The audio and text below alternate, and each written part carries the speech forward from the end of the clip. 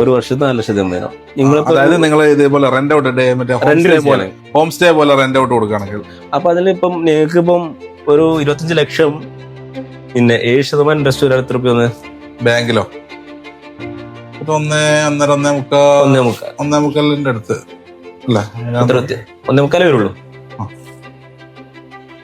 അപ്പം എത്ര വ്യത്യാസം വരുന്നുണ്ട്? നല്ലൊരു അസറ്റ് ആയിട്ട് യൂട്ടിലൈസ് ചെയ്യാം. 7% വെച്ച് വരുമ്പോൾ 1.75 വരുന്നുള്ളൂ.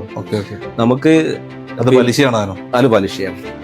ഇതിപ്പം നിങ്ങളെ സുഹൃത്തുക്കള്, നിങ്ങൾ പ്രവാസിയാണെന്ന് വിചാരിച്ചു, നിങ്ങളെ സുഹൃത്തുക്കള് എടാ നമുക്ക് വയനാട്ടിലൂടെ ഒരു വീട് കിട്ടാണ്ടോന്ന് ചോദിച്ചാല് കൊടുക്കാം. നിങ്ങൾക്ക് അവിടെ നിന്ന് തന്നെ പബ്ലിഷ് ചെയ്യാം.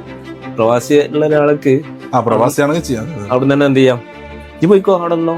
ഇനി അവിടെ ചെറിയ പൂളും കൂടി ഇട്ടാ വലിയ സംഖ്യ കൊടുക്കാം.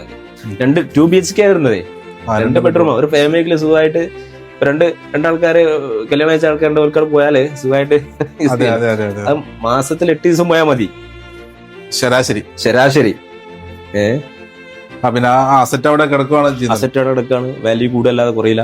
അതുപോലെ നമ്മള് അങ്ങനെ ഒന്ന് ആലോചിച്ച് നോക്കി, അങ്ങനെ ആലോചിക്കാൻ പറ്റുന്ന സംഗതികളാണ്.